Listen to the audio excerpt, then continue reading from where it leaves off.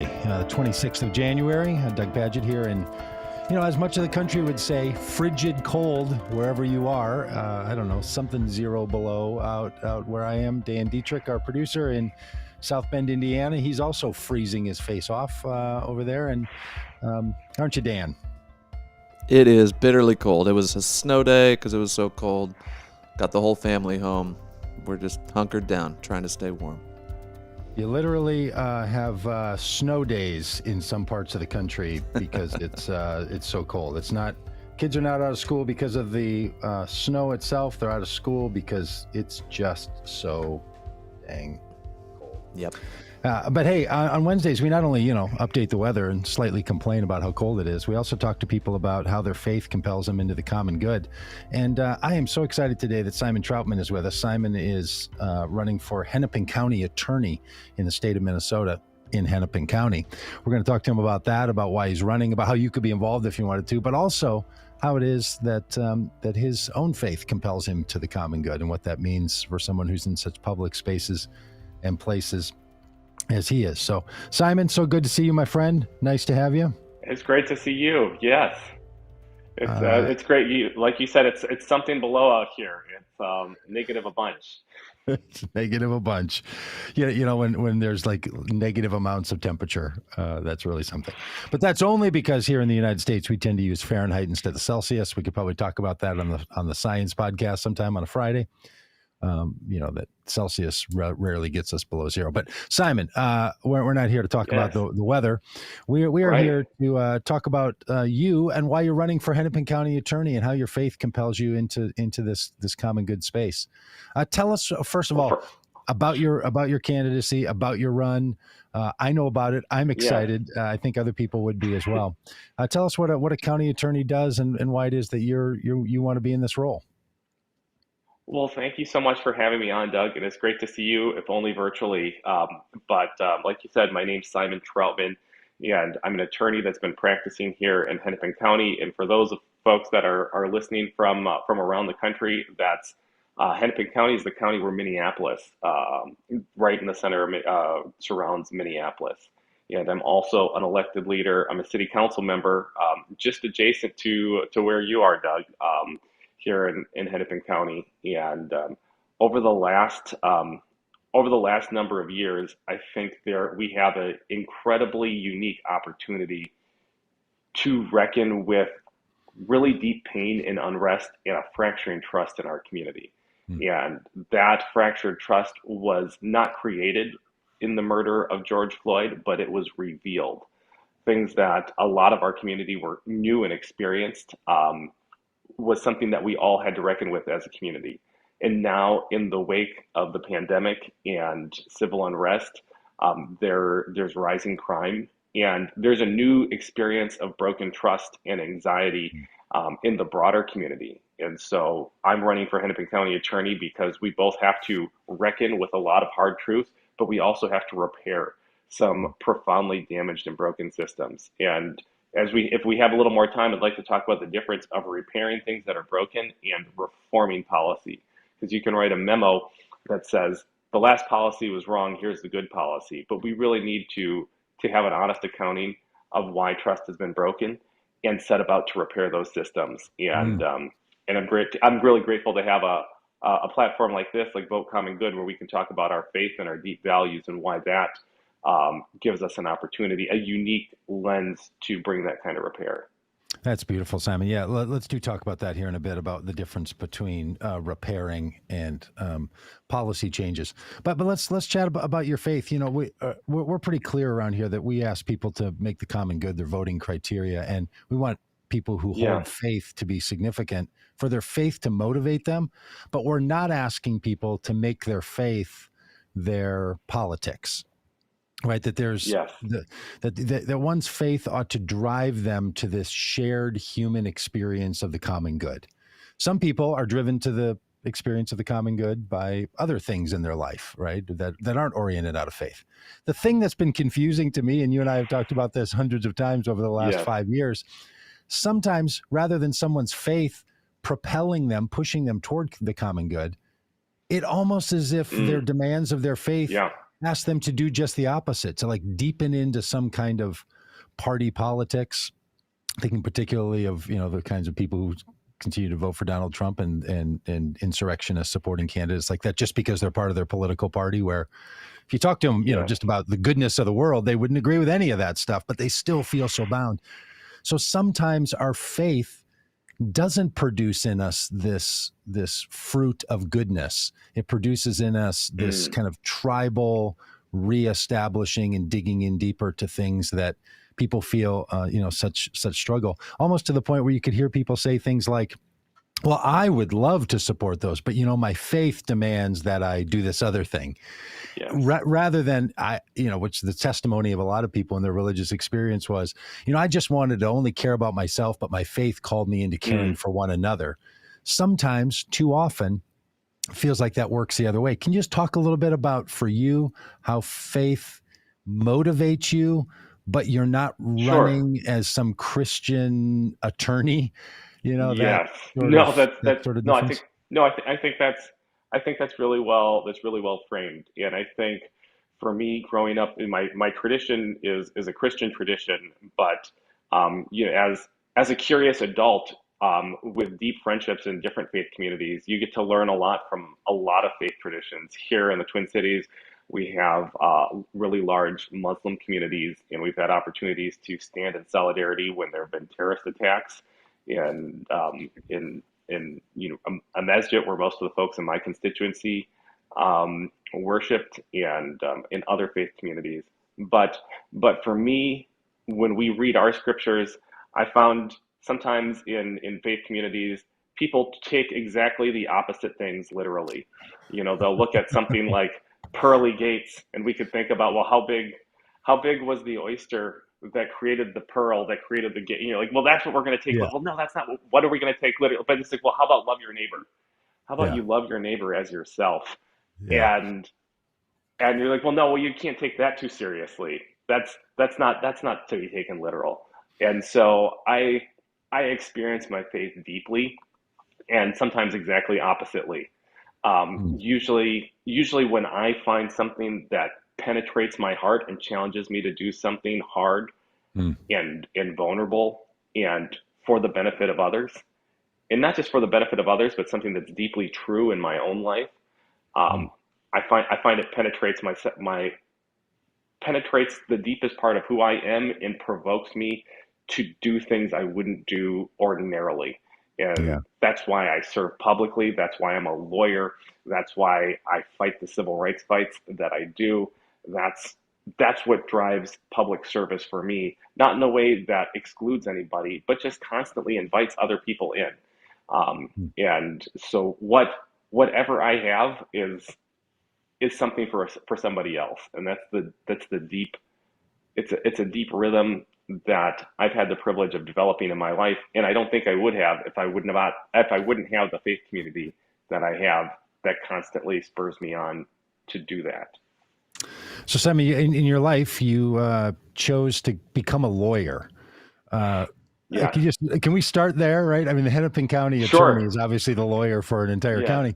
Why does a person like you, before you wanted to be the Hennepin County attorney and recognize that that's a role that you could play in public service, for a lot of people, lawyers are, that is a particular profession. Can you talk about for what lawyering means for you? Yeah, well, what lawyering means for me is, it means you have the opportunity to fight on behalf of somebody else that doesn't know how the system works, somebody else that feels lost by powers and structures that are bigger than them. And in the midst of really powerful forces coming down against your client, you get to stand between them and the world. You stand between them and all the chaos and all the pain and all the violence that's coming towards them, and you fight for them. And so in my role as an attorney, I get the opportunity to do that. In my role as the founder of a law firm, I get to build teams that do that work. And as a policymaker that's been twice elected, I get to do that by actually establishing laws that will help and serve people and protect people particularly people at the margins. That's a good point that you mentioned that as an elected leader, because you're also on the city council of the city of Richfield in Minnesota. And so you've served there. And, it kind of strikes me, Simon, that you're in three arenas: as a lawyer, as an elected official, and as a as somebody who publicly talks about your faith and your participation in Christian communities.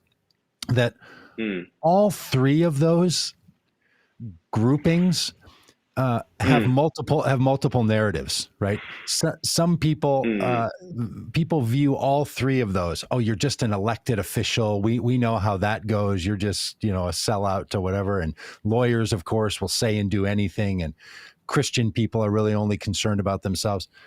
That in all three of those areas of your life, you're trying to narrate a different story. You're trying to say, okay, those accusations certainly have their reasons for existing, but there's also another way to be and to live. Have you ever thought about that? That you're sort of moving upstream, you're going south in a northbound parade. I don't know, however you like to say it. Oh, I love to go upstream. I feel nervous if I'm not going upstream, honestly.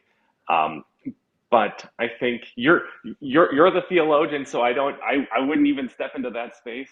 I'm I'm just a lawyer who looks at the life of Jesus and says, there is somebody who constantly advocates for people on the margins, makes himself vulnerable, and says, follow me. And so I haven't figured that out, but that's on a daily basis. To when I err and when I fail, I'm failing to meet that mark.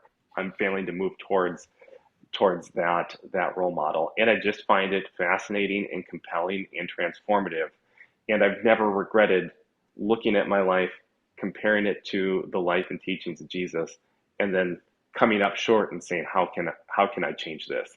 I've never regretted the decision I've made in that vein, in that line. Hey, sticking in your personal biography here a little while longer, you've also had great engagement with the Muslim community in Minneapolis and Richfield, and significant participation with the Somali community and in Somalia. Can you talk a little bit about that part of your personal background and what motivates you in those places? Oh, that's a generous question. And for folks that don't know, in the Twin Cities, we have the largest Somali population anywhere in the United States, which is, and if I could put my zealous advocate hat on for a minute, is an incredible blessing and benefit to the Twin Cities. A lot of people don't understand the extraordinary economic contributions that community makes to our local economy. Not just in jobs, but in businesses and in incredible food. For those that aren't familiar with the food on the Horn of Africa, which is Somalia and Kenya and Djibouti and Ethiopia, but the Horn of Africa sits at the cross section of lots of global trade routes over the century and millennia. So they have spices and flavors and food from all around the world. But how did I come to be connected to that community? Well, I had my first interactions with the community maybe 10, 15 years ago, and I think I was more zealous as a Christian then. There's that thought that says, well, maybe I should convert people, right? Maybe this is the goal. A couple decades ago, that's what I thought.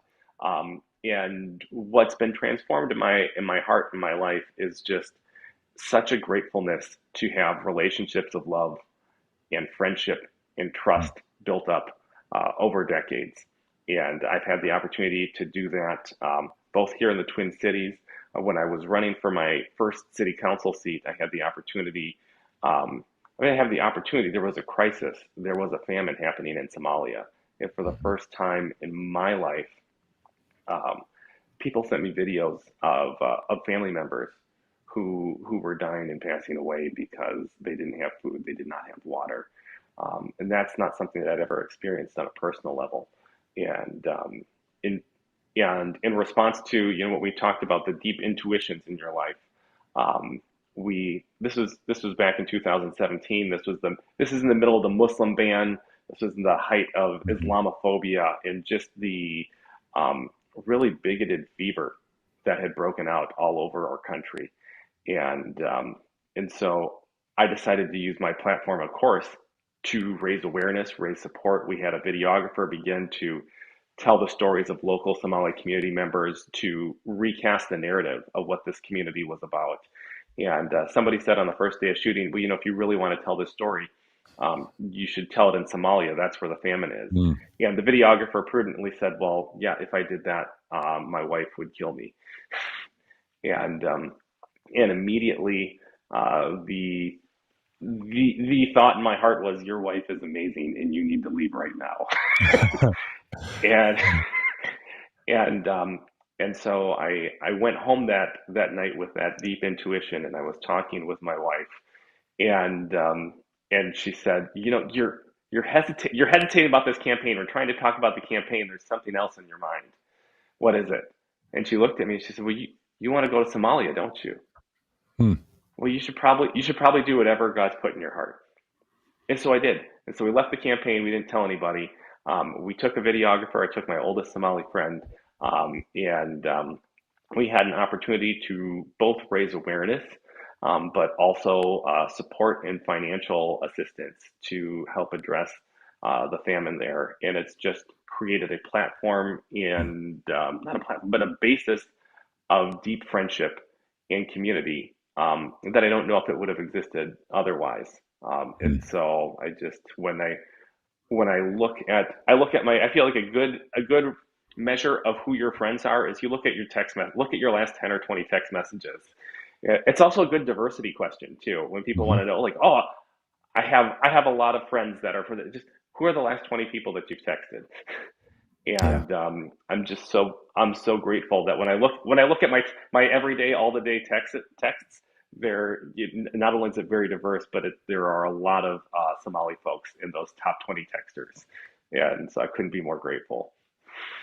In some of the social sciences world and activist world, that a phrase that's used for what you're describing is the power of proximity, that being close or Mm, being in the spaces where situations are unfolding really matters. And I think you're a person for whom proximity matters. You strike me that way, that you're going to get close to the situation that you want to know about and that you want to understand. Is that also why you think being the Hennepin County attorney is an important role for you? Because there's something about that role that puts you in the spaces and places where the decisions I are think being it's I made. think And it's a lot of people, again, I don't know think what it's a Hennepin actually County attorney oh even does. So tell us about that too. well, I think it's exactly opposite of that. But thanks for the question. I think because I'm in such close proximity to so many people and so many communities, I'm precisely the person who should be the Hmm. Hennepin County attorney. My law office, we serve primarily um, BIPOC communities. So that's Black and Latino, and in the Twin Cities, East African and Somali community members. Not we're a full service law firm, and so it's not just on the worst days of their life, Hmm. but it's also on the best days of their life. There's a narrative that progressives often tell, particularly white progressives, and even though I look like I look, my family, my life, I'm Puerto Rican. My wife is Puerto Rican, and we bring that experience to this office too. Um, but there's a narrative amongst white progressives that have power that says I see and experience people of color on the worst days of their life, Mm. and I'm here to help. And it's a different experience to live in proximity and to people on their best days when they're building power, when they're getting it right. And so the narratives that are not just in my mind, but in my heart and deeply embedded in my life, in my track record of leadership, are communities that are historically on the margin doing well, Mm. prospering and transforming. Mm. And when there's brokenness is not the primary narrative. And part of what the healing of our community and the reckoning we have to do in Hennepin County is that we have really disproportionate outcomes when it comes to drug use and then drug prosecution. Um, the highest rate of drug use of any demographic is affluent Caucasians in Mm. America. A lot of people don't know that. They would probably intuitively guess not that group, but it makes sense when you think of who has the access to it and the likelihood of prosecution. So if you have the discretionary income that's high and you have the likelihood of prosecution low, it makes sense. It's intuitive that that's a group that uses substances illegally more often than others. But obviously, because of our criminal justice practices, we prosecute other communities differently, and so that's why it's important. That's why proximity is important. It's not because you're getting a policy right. It's because you need to tell the truth about what's happening, and then we need to deeply within those systems transform that, not in a paternalistic I have the solution for you, but in the I know, I've lived, I experience, and I see daily what it looks Mm. like when communities empower themselves and work together to build a better community. And that proximity to the people and the circumstance, a lot of people have that, right? There's a lot of activists that are very close and very engaged, and often we feel as activists that we aren't close to the levers of Mm, power. That what a mm, lot of people feel like is all we can do is mitigate the damage, not change the mm, circumstance that creates the problem in the first place. There's a lot of things that the yes. county attorney does, and getting close to those levers of power Hmm. is a kind of shared proximity, right? With Yes. the struggle and the beauty of people's lives, and also the circumstances that design and set these conditions. Can you talk a bit about what the Hennepin County Attorney does? I've been surprised watching your campaign Absolutely. and talking with you about all the things that a county attorney does. People maybe don't even Absolutely. know that's one of the people you vote for when you vote on November 8th of this year, or if you're going to vote in a primary coming up. So, let's shift That off of you for a moment and absolutely. talk a bit about this role. That sounds great. And in the other role, the other hat that I wear as a city elected official, we work very closely with law enforcement, with the county, and other state agencies. And people are not even aware a lot of times that in addition to the state, there are organizations like the Met Council. And for those that are not from the Twin Cities or the Minnesota area, the Met Council is actually like a super county that includes multiple cities, multiple counties in their leadership, and they have their own law enforcement structures and systems. Wow. And so part of the proximity that I have is also to those levers of power. And so I'll take one example of how this works. Uh, there there's a crime that's never been prosecuted in Hennepin County, and that's called wage theft. That's when an employer steals money from their workers. That doesn't mean they made a mistake. That doesn't mean they went out of business. It's not a crime to fail in business. But a recent study said that up to 24% of workers in the trades in Minnesota have experienced wage theft. And you can imagine if 1 in 4 homes were burgled and we had prosecuted zero burglars, Right. the outcry that would exist in our community. But there's no outcry because oftentimes these are folks that are on the margins. These are often lower waged workers. And so nobody's there both to fight for them. And so we have to reckon with that. We have to name that. We have to talk about that. But then we can't just reform a policy. So we've frankly already done that. The policy is that's a crime. Yeah. The problem is every police officer I've spoken to, chiefs of police, detectives throughout Hennepin County, have to a man and a woman said, "Oh, isn't that's a civil problem?" And I've sat with them and we've looked at the law and we've said, "Do you see this law? It's a felony. It's a felony if you steal more than $1,000 from a worker."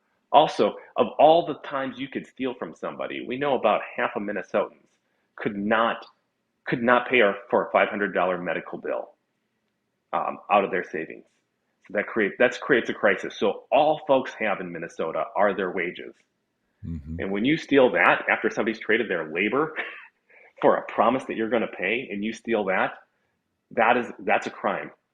And there's no imagination. So first you have to change people's imagination. You have to name that truth, and then you have to build structures. You have to build relationships. So what I've done as a council member, I created a group called Elected Leaders, City Leaders Against Wage Theft and Tax Fraud.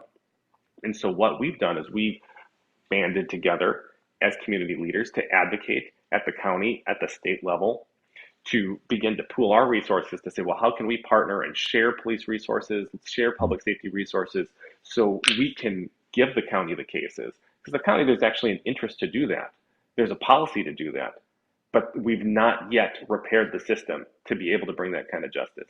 Describe the kind of situation that wage theft would involve. If someone hasn't really thought about it, maybe like all the people you've been raising the issue with, to like give a little story of what constitutes wage theft.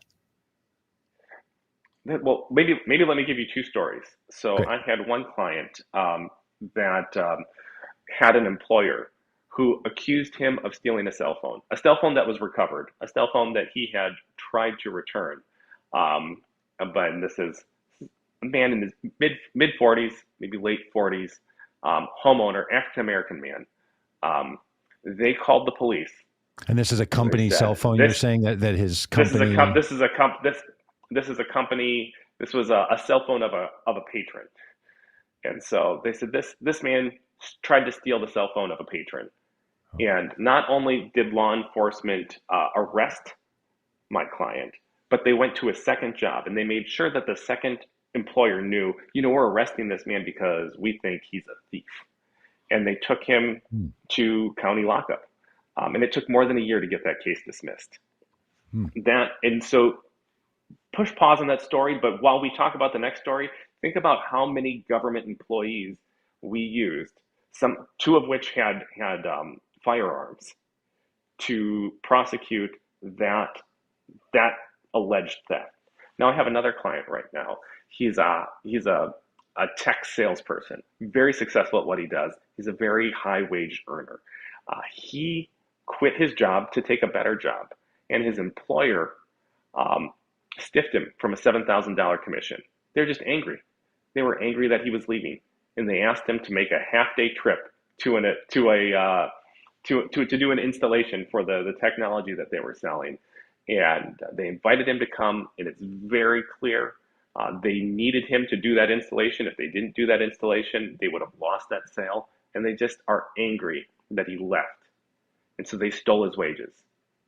You mean they stole $7,000. They did not pay him. They didn't pay him. And sometimes when an employer doesn't pay someone because they say you did shoddy work or you didn't show up or just we're just going to withhold it, you're saying, look, that's not just a dispute between an employer and an employee. You've taken something of value that is owed to the other person, and there's a word for that, which is not HR should figure out the relationship between employer and employee. The word for that is, you're saying, theft. It's that, and just when you say it's not what I'm saying, it's what the Minnesota legislature through statute has said. And so there are wrong things that happen all the time. As a public figure and a pastor and a leader, people have wronged you in all kinds of ways, but not all of them are criminal. And so we find some that are so problematic that we call them criminal. When folks, most or half of Minnesotans can't pay for a $500 medical bill out of the resources that they have. When you steal somebody's wages, it's a crime. And without both the imagination to think of it as a crime and the relationships and the structures built to prosecute those crimes, policy doesn't matter. You have to reckon with what's broken in people's minds, the trust, the system, and then you have to build the systems. And part of those systems are getting local city elected leaders resources to be able, working with state agencies, that have that competency. Now we're getting a little nerdy. You have like the Department of Commerce that has the ability to do things like that. They know how to do that. They don't have the enforcement power that either the state police, which is the BCA, the Bureau of Criminal Apprehension in Minnesota, or local law enforcement or the county sheriff may have. And so that's part of the work of the county attorney. Also, just to take a step back, there are prosecutors. A lot of people know folks like Larry Krasner, who's a progressive prosecutor in Philadelphia. The Hennepin County Attorney is a different role.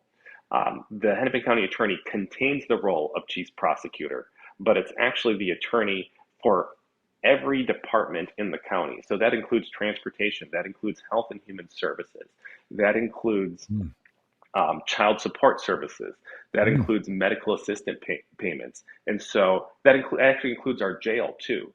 So we have an opportunity in the county attorney's office to expand justice in our jails. We actually have the opportunity to expand services within our jails, also to disrupt patterns of criminal behavior.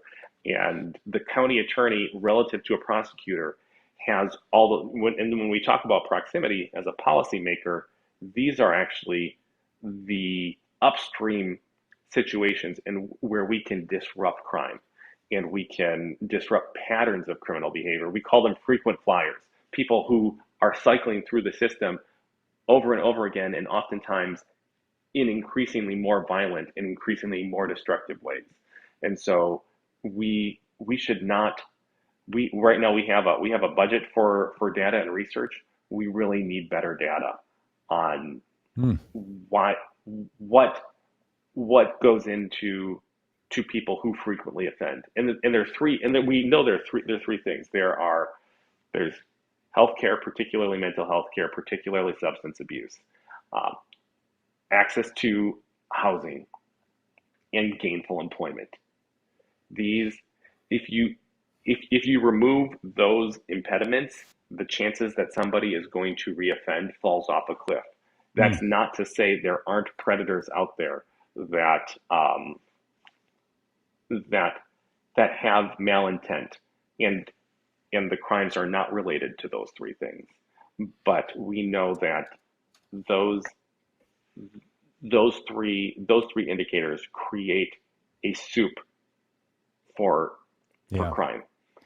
You know, it's interesting to hear you say that, and I'm not sure the county attorney could address this, but just as a society, we should recognize that if those three conditions, the mental health and physical health of a person, their employment status, and housing, are the conditions in which more crime happens if you don't have all of those, in ways that are working well. Yes.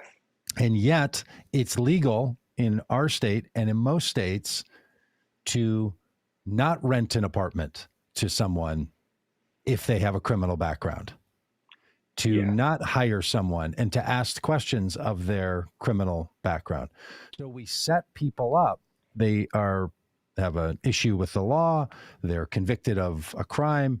And then when they try to move on with their life, two of the three conditions that need to be in place so someone doesn't act in criminal ways, housing and employment, are both made more difficult for that person. And then we ask, why are there so many repeat offenders?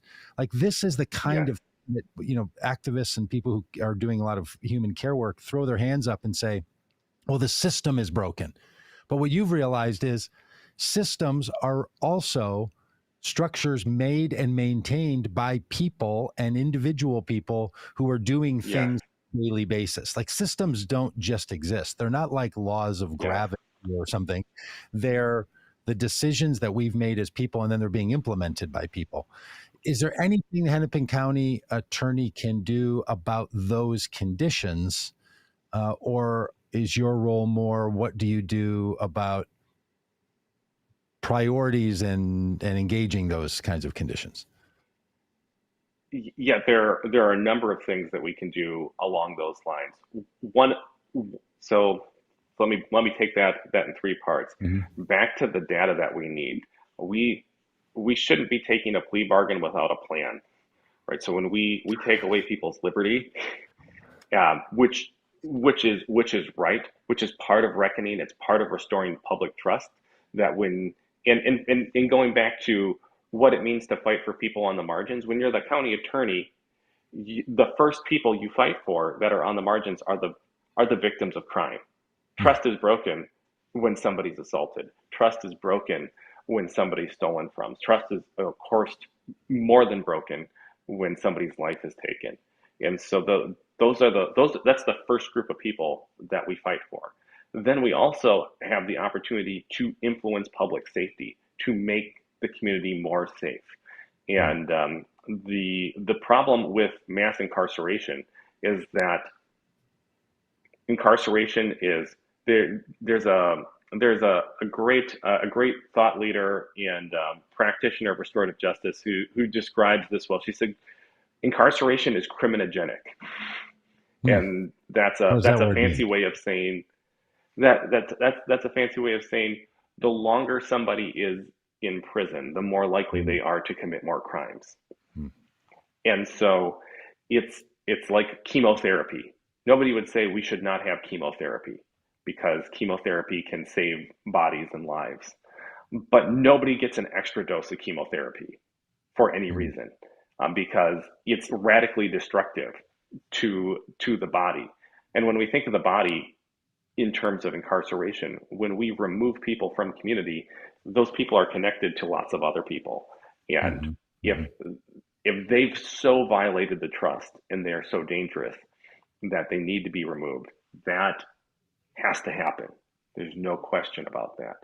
But what people don't know is about 70% of people who commit felonies are found guilty of felonies do not actually go to prison. And of the people that go to prison, um, roughly well over 90% return to us. So we mm, have a system right now that's in place that is guaranteeing that all the people we put away, are almost all of them, we're going to mm, get back. And we have the ability to influence how they come back to us. One of the ways that we can do that is something that I've called a prison to labor pipeline. And one of the key indicators of what will result in success for community and for people leaving the criminal justice system is meaningful, gainful employment. So Minnesota actually led the nation in something called banning the box, which mhm. gave people who have criminal records the opportunity to get job interviews before they have to disclose That's right. that they have a criminal record, which is which is good. That is, we exercise good leadership in that. But what I'm calling on, and every conversation we've had, we're having incredible conversations with corporate leaders and large government employers to say we need more than a banned box. We need employment opportunities for returning citizens. Part of the work I do with an organization called Team Renewed is to find housing and employment opportunities Mm, for people that are leaving the criminal justice system. And that is transformative work. That's transformative work that makes our community safer. We need to be safe. And if I could just talk for a second, it's so easy to be divided. I love, Doug, so much of what you do here on this platform, which is to break down those notions and those false narratives that divide us. But there's this idea that there's one group of people that want justice and accountability against the government, and there's another group of people that want justice and safety in their own homes. And mm. from every corner of Minneapolis to our most exurban suburbs in St. Bonifacius and Dayton, Minnesota, I don't know one person that says, Yeah. "Yeah, I really want accountability, but I don't care about being safe in my own home." And there's not one person that says that, and there's not one person that says, I really need to be safe in my own home, but I don't care. I don't care if it's fair or just or not. No, the Right. overlap of our values is profound. The narratives that divide us are um, are are false. And Mhm, that's part of the reckoning we need to have. There's a false narrative that divides our community. We mhm, all want to be safe. We all expect fairness. We all know that when things are not fair, people lose trust. mhm. So if that means we see crime happening and it's not being prosecuted, people lose trust and faith in the government. When people see the government is unfairly over policing or overcharging communities of color or people that have less money, um, there's just profoundly broken trust. Hmm. And so we have an opportunity, I have an opportunity, the county attorney's office has a platform to not only describe that broken trust and not just change a policy, but really build the systems which exist county to city, county to Met Council, county to state, and county to human beings to say these we are building new systems, we're building new relationships, we're repairing trust. And this is an elected position, right? So being the Hennepin County attorney is something Elected that you're on the position. Yes, ballots, that's right. like everywhere else, for I don't know, maybe all good reasons, maybe for some not great reasons. This crucial role, the leadership of this crucial area and department, county attorney's office, is led by someone who's elected. So you have to run for this office, which then makes it political in a certain kind of way. It's not partisan the way some other roles are. It's elected, which means somebody has to do all the things one has to do to become an elected official, right? Many people may vie for this job. One person is going to get it at some point. People are going to have a binary choice. Even if there's ranked choice voting, you're going to have to choose somebody as number one and somebody not on your top three. Or if it's voting the way I think it should be, you can vote for one, but you're going to have to pick one versus the other. So that puts us in a situation with a role like this, where you have to run for office and you have to go out and talk on podcasts and live streams like this and go have town meetings and talk to union labor organizers and meet with citizens and do all the things that you have to do. Tell us a little bit about the campaign. Yeah, that's right. That's right. Trying to get the job sometimes is as much fun, right? It's the courting and dating period. All right. Tell us a little bit about how that's going to go here. If people are interested in this, what's the process for you to go from you're a candidate now to, raising your right hand and taking an oath of office? What's the process between here? So the process right now, for folks in Hennepin County, you actually have the opportunity to caucus for me. And so for folks that aren't from Minnesota or Iowa, might not know what a caucus is, but a caucus is where you get together with your neighbors and you talk about what's important to you. Or in a global pandemic, you don't get together with your neighbors, you fill out a form, and we'll have a convention in several months on April 15th. And then hopefully we have the pandemic in a place where we can gather safely.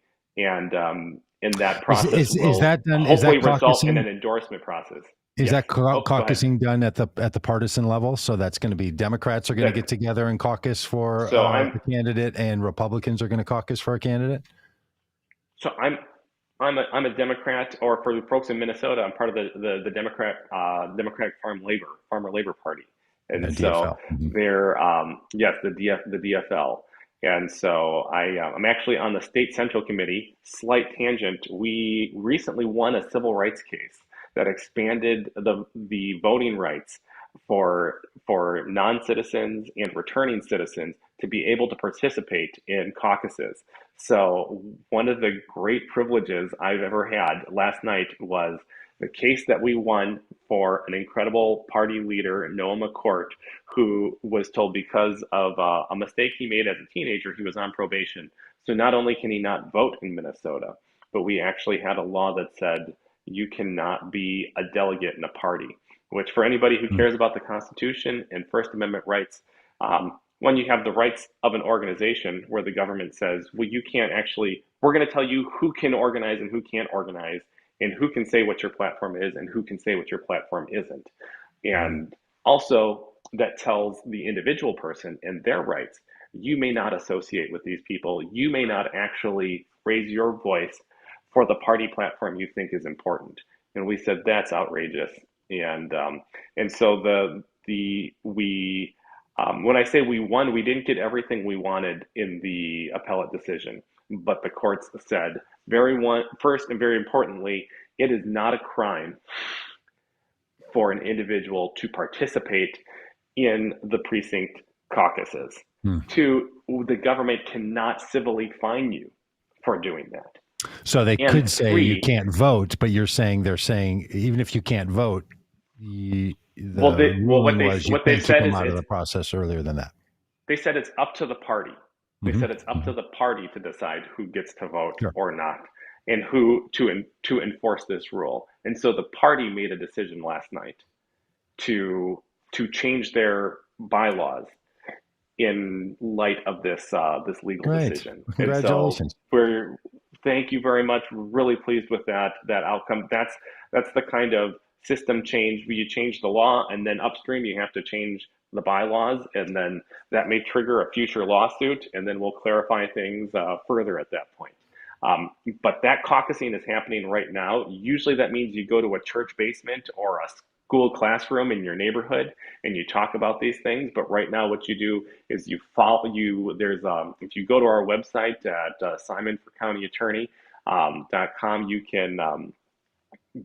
can fill out this form, and this form will allow you to virtually enter to be a delegate in the convention that's going to happen in May. So right now, democracy is as simple as filling out a one-page form.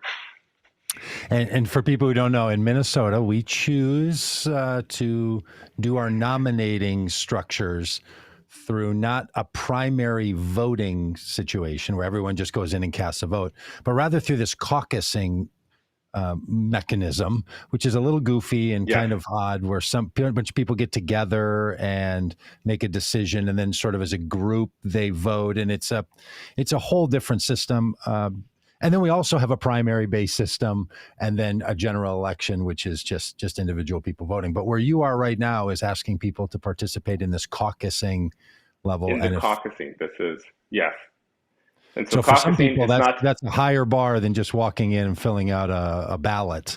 You have to fill out a form, and then that engages you in an entire process. That's Wow. right. And sometimes that is true especially for older citizens or folks that don't have access to a printer. And I think we take for granted that people have printers all the time, or people can sign things. And Yeah, so we or that also there's have ink a phone. there's ink in their printer, There's right? ink, Let's yeah. say like I can't print And something right now because I'm out of that yellow yeah, color, and so my entire printer won't work, and I have to go to Office Depot to solve that that's problem. right. These are real It's problems of democracy, these people. are real problems. Yes. Yeah, But we free ink have a for phone everyone. number. Simon Trautmann.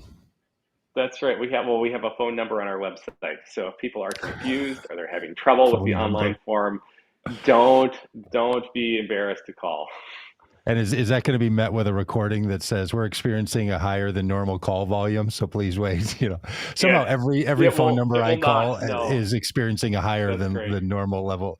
You'd think by now we'd catch up on what the call volume level is and not be surprised by it. But anyway, no, you're going to get somebody, I'm guessing, on the line that's going to help you do this. Right. Well, hey, one of the things people love about this kind of politics is that it asks people to do more than just walk in, find your party on a ballot, and fill out, and fill in a circle.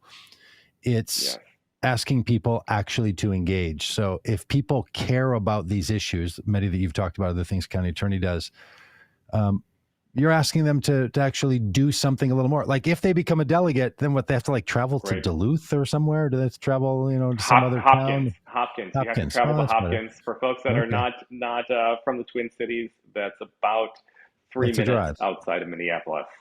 Yeah. But there's people from all over the state, right? That are going to be doing this. Or all over the county. Is it only people in Hennepin County? Only people in Hennepin County can caucus for this. You cannot. Yes, that if you're not from Hennepin County, it's a crime. Please don't do that. I can just imagine somebody's on their website right now. They're clicking and they're like, "Oh my gosh, I just filled out that form and I live in Beltrami County or something, or I live in another state." No. They'll just get kicked out. You're right. That's not a crime. They're just going to be told when they filled in the county they live in that they can't be caucusing. Right. Well, Simon, it's a lot of work, man, to run for office. It's a lot of work to be involved in the common good. It's a lot of work to stay close to the people and the levers of influence and effect in our society. So, thank you for running. I know we didn't get to all the things we should talk about, but maybe when you're a county attorney, we could have you back on and finish out some of those conversations. Well, that sounds great, and it's so good to be with you, Doug, and I appreciate the work that you've done. The fruit of Vote Common Good didn't start with Vote Common Good. It started with the work you've been doing for decades. So I'm No, really right glad on. to know you. That's nice of you. Thanks, man. All right. Thanks, Simon. Hey, keep up with him. Thank you. Simon for County Attorney.org is the website, and you should find your way over there and say hi to him. Dan, anything more we need to chit chat about? Nope. Great show. Thanks for being on, Simon. For those who are Thanks, sticking Dan. around until tomorrow, we're talking with Greg Hurwitz, and Greg is a writer, a screenplay writer, and a really great cat. And so we're super excited about having Greg on tomorrow. Going to be on a little later in the day. Watch the stream, watch the feed. It'll show up in all the places. And if you haven't yet subscribed to our YouTube channel, we would love that because we're trying to do some things over there on the YouTube, and we'd love your help. So go over to Vote Common Good on YouTube and hit subscribe. And if you have more than one email address, log in multiple times and subscribe to all of your emails so you never miss an update. We're coming from. All right, Dan, we good? We'll talk Great. to everybody tomorrow? Yep. Okay. Over and out.